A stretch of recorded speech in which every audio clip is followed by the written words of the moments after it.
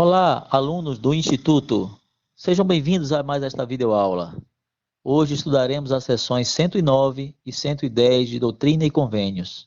Estas sessões tratam a respeito da oração dedicatória do Templo de Kirtland e dos acontecimentos ocorridos naquele templo logo após a sua dedicação. O Senhor, ao ordenar os membros da igreja a construírem um templo em honra ao seu santo nome, disse: organizai-vos, preparai todas as coisas necessárias e estabelecei uma casa, sim, uma casa de oração, uma casa de jejum, uma casa de fé, uma casa de aprendizado, uma casa de glória, uma casa de ordem, uma casa de Deus. É muito interessante notarmos as características que o Senhor descreve para um templo. E hoje, ao estudarmos a respeito do templo de Kirtland e de tudo o que foi feito para a sua construção e dedicação, quero convidá-los a refletirem a respeito da edificação de um outro templo, que está descrito em 1 Coríntios, capítulo 3, versículo 16. Não sabeis vós que sois o templo de Deus e que o Espírito de Deus habita em vós? Somos o templo de Deus, o templo do Espírito. Se o templo físico, o edifício que construímos para a honra e glória do Senhor, deve ser uma casa de oração, uma casa de jejum, uma casa de fé, uma casa de aprendizado, uma casa de glória, uma casa de ordem, uma casa de Deus, o templo que somos nós não deve também ser uma casa de oração, uma casa de jejum, uma casa de fé, uma casa de aprendizado, uma casa de glória, uma casa de ordem, uma casa de Deus? Eu quero convidá-los hoje, jovens do Instituto, a refletirem a respeito disso. Como estamos edificando o nosso templo, que somos nós? O presidente Howard W. Hunter mencionou isso quando disse: convido todos os membros da igreja a estabelecerem o templo do Senhor como o grande símbolo de sua condição de membro e o cenário celestial de seus convênios mais sagrados. Ora, se o templo deve ser o grande símbolo de nossa condição de membro, ele deve ser o grande símbolo de nossa vida. Pensem nisso, jovens. Hoje vamos aprender um pouco a respeito do templo de Kirtland e das bênçãos e promessas que o Senhor fez ao povo de Kirtland por ocasião da dedicação daquela casa sagrada. Que nós possamos ponderar e decidir edificar a casa sagrada que somos nós também, para a honra e glória do Senhor. Vejam esta foto. Ela é do templo de Kirtland. O que parece? Parece um edifício suntuoso, um local maravilhoso e belo? Não, não é mesmo? Parece um local pobre, simples, desprovido de qualquer natureza de luxo. O templo era belo, feito com o melhor material que o povo do Senhor pôde oferecer naquele momento. Porém, ele foi construído em meio a grandes tribulações. E na oração dedicatória que foi revelada ao profeta Joseph Smith, é falado sobre isso, nos versículos 1 a 5 da seção 109. Graças sejam dadas a teu nome, ó Senhor, Deus de Israel, que cumpres os convênios e mostras misericórdia aos teus servos que andam retamente perante ti de todo o coração. Tu que mandaste teus servos construírem uma casa ao teu nome neste lugar, Kirtland. E agora vês, ó Senhor, que teus servos agiram de acordo com teu mandamento. E agora te pedimos, Pai Santo, em nome de Jesus Cristo, o Filho de teu seio, em cujo nome apenas se pode administrar a salvação aos filhos dos homens. Rogamos-te, ó Senhor, que aceites esta casa, obra de nossas mãos, de teus servos que nos mandaste construir, pois sabes que fizemos esta obra em meio a grandes tribulações, e em nossa pobreza demos de nossos bens para a construção de uma casa a teu nome, a fim de que o Filho do Homem tivesse um lugar onde se manifestar a seu povo. Alguns pontos importantes nesses versículos. Eles andaram retamente perante o Senhor de todo o coração. Outra coisa importante, agiram de acordo com o mandamento de Deus, fizeram a obra com suas mãos, em meio a grandes tribulações e em pobreza, mas ainda assim dando de seus bens para a construção daquele templo. O presidente George K. Cannon disse: o templo de Kirtland havia sido construído à custa de muito sacrifício. A construção demorou quase 3 anos, período em que os santos tinham que dar as contribuições e trabalhar incessantemente para construir um local adequado à administração dos anjos e do próprio unigênito. A consumação desta obra era muito importante para o profeta, especialmente porque as tribulações sofridas no Missouri haviam demonstrado ser impossível erigir depressa uma casa ao Senhor na estaca central de Sião. O sacrifício daquele povo foi muito grande. Edificar um templo em meio à pobreza, em meio à perseguição, depois de terem sido expulsos de suas casas e encontrado em Kirtland um abrigo, que o tempo mostrou que era apenas temporário, fazer a obra com as próprias mãos.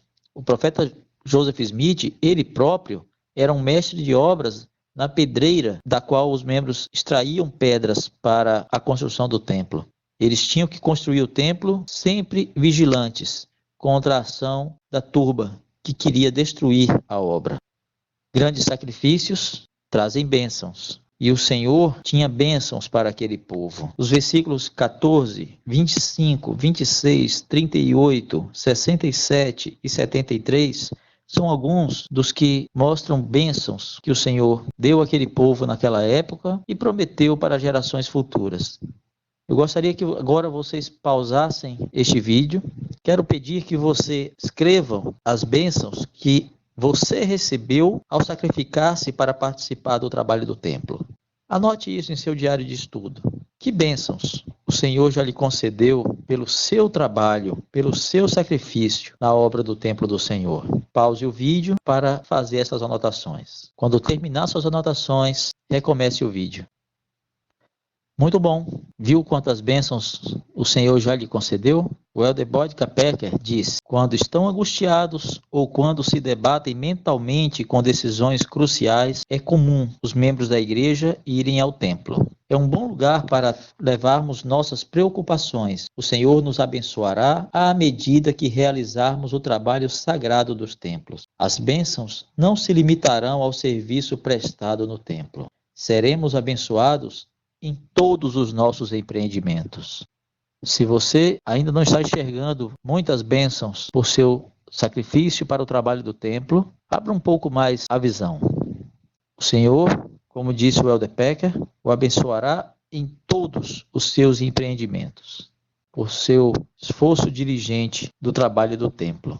Uma semana após a dedicação do templo de Kirtland, o povo da igreja se reuniu novamente naquela casa sagrada. E ali ocorreram algumas manifestações celestiais muito importantes na história da restauração do Evangelho. A seção 110 de Doutrina e Convênios trata sobre estas manifestações. O cabeçalho dessa seção é muito importante.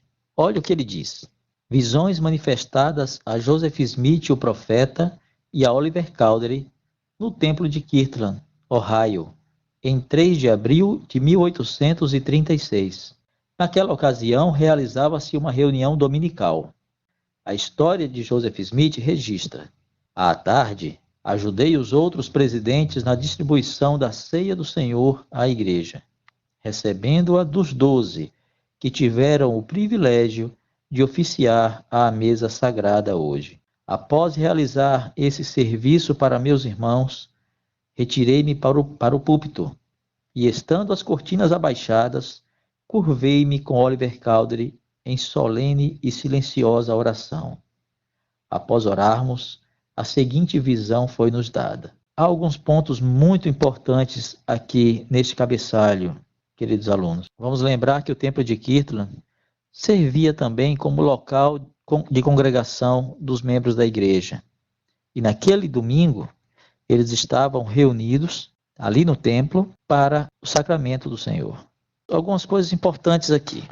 Primeiro, o presidente Joseph Smith e seus conselheiros distribuíram o sacramento aos irmãos. E os 12 nas palavras do presidente Joseph Smith, tiveram o privilégio de oficiar à mesa sagrada.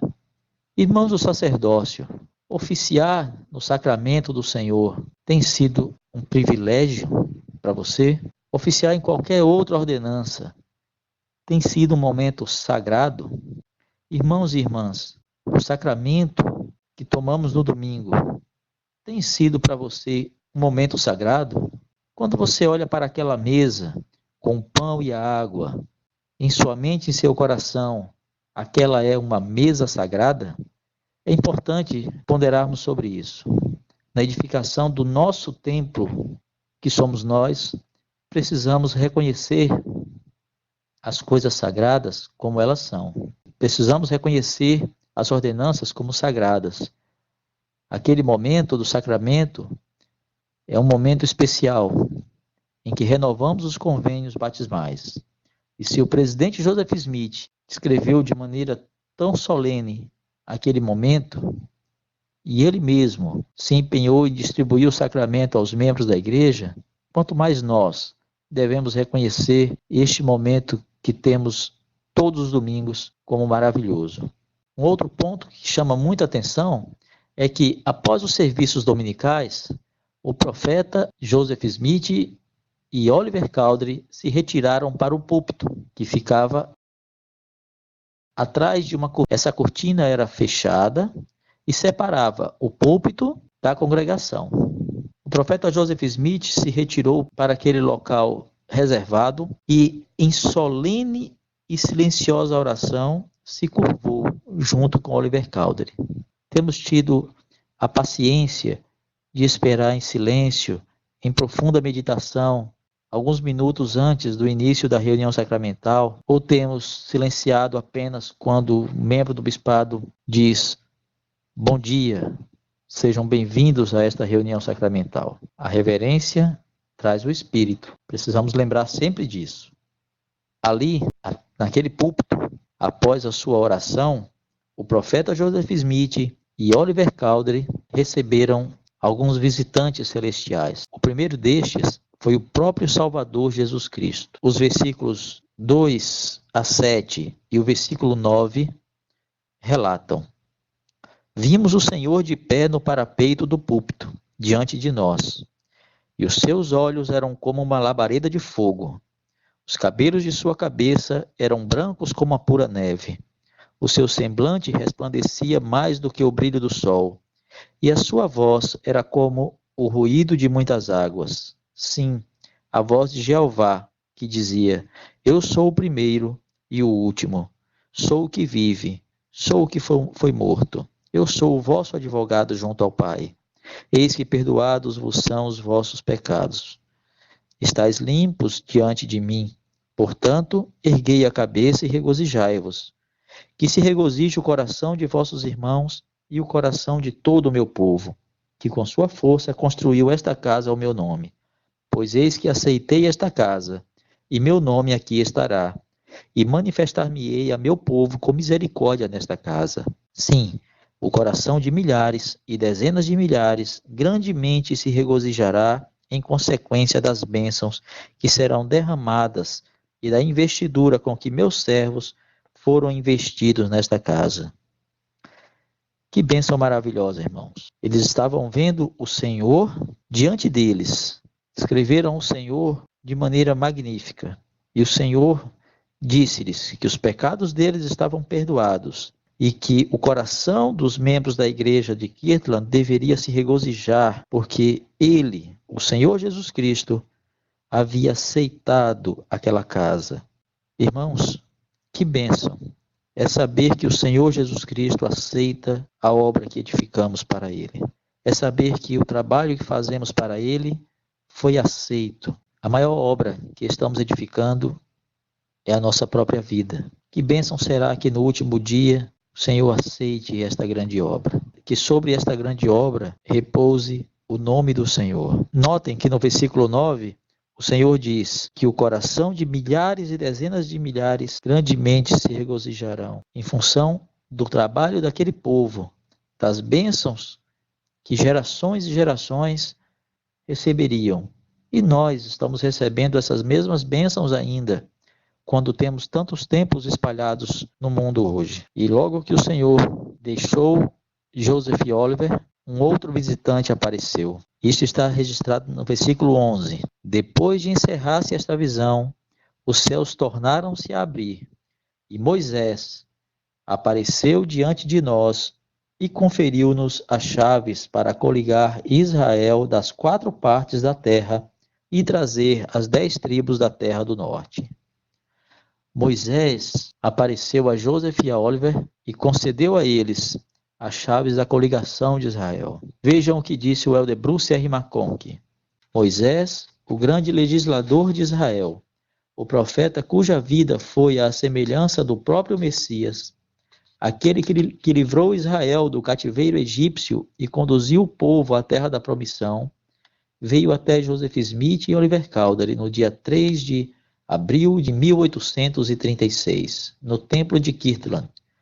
Desde aí, com crescente poder e em grande glória, temos reunido, como se fora da escravidão egípcia, os dispersos de Efraim e alguns outros, inicialmente nas montanhas americanas, mas agora nas estacas de Sião, nas diversas nações da terra. A coligação de Israel é uma realidade. Quando as 10 tribos regressarem, irão fazê-lo sob a direção do presidente da Igreja de Jesus Cristo dos Santos dos Últimos Dias, pois que ele agora possui e na ocasião possuirá as chaves da presidência e direção dessa assombrosa tarefa. Que bênção, irmãos! Esta obra está em curso. Nós somos fruto dessa obra da coligação de Israel. O versículo 12 registra: depois disto, Elias apareceu e conferiu-nos a dispensação do evangelho de Abraão, dizendo que em nós e em nossa semente todas as gerações depois de nós seriam abençoadas. Que maravilha! Agora, Elias, ou Elaías, aparecia a Joseph e a Oliver Cowdery, concedendo a eles as chaves da dispensação do evangelho de Abraão. E o que significa isso? Vejam o que disse o presidente Joseph Fielding Smith. Ele indicou que os nomes e títulos Gabriel e Elaías se referem à mesma pessoa. Aprendemos que Noé é Gabriel e que ele visitou o profeta Joseph Smith em seu chamado como um Elaías e restaurou as chaves da dispensação em que o Senhor fez convênio com Abraão e sua posteridade, depois dele até a última geração. Muito bom. Então o personagem que visitou Joseph e Oliver naquele momento era Gabriel, ou Noé. E ele concedeu as chaves da dispensação em que o Senhor fez convênio com Abraão e sua posteridade. O elder Bruce R. McConkie falou um pouco mais a respeito disso. Assim, o evangelho de Abraão era um evangelho de casamento celestial. Era um evangelho ou comissão de prover uma linhagem para a parte eleita dos espíritos pré-existentes. Um evangelho para proporcionar uma família na eternidade para aqueles que viveram a plenitude da lei celestial. Foi este poder e comissão que Elaías restaurou, e, consequentemente, foi assegurada aos justos de todas as gerações futuras as bênçãos de uma continuação das sementes para sempre, mesmo como aconteceu a Abraão outrora. O que foi restaurado, então, naquele momento, eram as chaves do casamento celestial, da união familiar na eternidade. Esta foi a promessa feita a Abraão e que agora estava novamente disponível a toda a humanidade nesta dispensação. Logo em seguida, Joseph Smith e Oliver Cowdery receberam um outro visitante. Vejam o que dizem os versículos 13 a 16. Concluída essa visão, outra grande e gloriosa visão abriu-se para nós, pois Elias, o profeta, que fora levado ao céu sem experimentar a morte, apareceu diante de nós e disse: eis que é chegado plenamente o tempo proferido pela boca de Malaquias, testificando que ele, Elias o profeta, seria enviado antes que viesse o grande e terrível dia do Senhor, para voltar o coração dos pais para os filhos e os filhos para os pais, a fim de que a terra toda não seja ferida com uma maldição. Portanto, as chaves desta dispensação são confiadas às vossas mãos, e assim sabereis que o grande e terrível dia do Senhor está perto. Sim, às portas. O presidente Joseph Fielding Smith nos explicou sobre essas chaves restauradas por Elias, o profeta. Qual foi a natureza dessa restauração? Foi o conferimento do poder selador do sacerdócio aos homens nesta dispensação, pelo qual todas as coisas são ligadas no céu como na terra. Deu a Joseph Smith autoridade para realizar no templo de Deus todas as ordenanças essenciais para a salvação, tanto dos vivos como dos mortos. Pelo poder deste sacerdócio conferido por Elias, marido e mulher podem ser selados ou casados para a eternidade. Os filhos podem ser selados aos pais para a eternidade. Assim, a família torna-se eterna, e a morte não separa os membros. Este é o grande princípio que salvará o mundo de total destruição. Irmãos, a grande bênção desta restauração de chaves foi proporcionar à humanidade a possibilidade de estar juntos como família para a eternidade. Todas as chaves restauradas por Moisés, por Elias e por Elias o profeta, e mais a aceitação do Senhor da casa construída em seu nome, constituem um dos momentos mais sublimes da história da restauração. O sacerdócio de Deus possui estas chaves hoje, sob a direção do presidente da igreja, Thomas S. Monson. Ele possui todas as chaves e delega estas chaves aos portadores do sacerdócio em todo o mundo, para que hajam de acordo com aquilo para o que foram chamados, para que exerçam o sacerdócio em sua plenitude. O elder Jeffrey R. Holland, do Coro dos 12, falou sobre isto. O sacerdócio de Deus, com suas chaves, suas ordenanças, sua origem divina e sua capacidade de ligar no céu o que for ligado na terra, é tão indispensável à verdadeira Igreja de Deus, como é também exclusivo dela, e que sem ele não haveria a Igreja de Jesus Cristo dos Santos dos últimos dias. Compreendem? O sacerdócio é indispensável à Igreja. Não é possível haver uma Igreja verdadeira sem o sacerdócio real. É tão importante honrar esse sacerdócio e suas ordenanças, irmãos. É tão importante agir neste sacerdócio. Quero convidá-los a relerem as escrituras que lemos no início desta videoaula. Organizai-vos, preparai todas as coisas necessárias e estabelecei uma casa. Sim, uma casa de oração, uma casa de jejum, uma casa de fé, uma casa de aprendizado, uma casa de glória, uma casa de ordem, uma casa de Deus. O povo de Kirtland edificou uma casa assim. E casas assim têm sido edificadas ao longo dos anos em várias partes do mundo. Hoje elas são mais de 100 e muitas estão em edificação agora. Mas lembrem-se que pedi para vocês ponderarem a respeito da edificação da casa, que é você mesmo, do templo do Espírito, como está em 1 Coríntios. Não sabeis vós que sois o templo de Deus e que o Espírito de Deus habita em vós? Este é o templo do Recife. Saber sobre o templo de Kirtland é muito importante, sobre as manifestações que ocorreram lá. Mas, irmãos, este é o nosso templo. Ele não está muito distante de nós. Que possamos fazer o esforço que for preciso para nos qualificarmos para o templo. Nos qualificarmos para entrarmos naquela casa sagrada, para realizarmos as ordenanças sagradas e o trabalho do Senhor, para que sejamos merecedores das bênçãos que o Senhor prometeu, cujas chaves foram restauradas por aqueles personagens, a Joseph e a Oliver Cowdery, e que estão na igreja até hoje, para que possamos edificar o templo que somos nós, que nós possamos pensar sobre isso, jovens.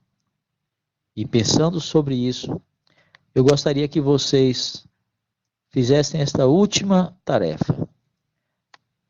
Escreva o que você aprendeu sobre as chaves do sacerdócio que foram restauradas no templo de Kitla. Muito obrigado por sua atenção nesta videoaula. Envie suas anotações para o e-mail institutoaracaju@gmail.com ou use o perfil do Facebook do Instituto, facebook.com/Instituto Aracaju. Até a próxima videoaula, jovens.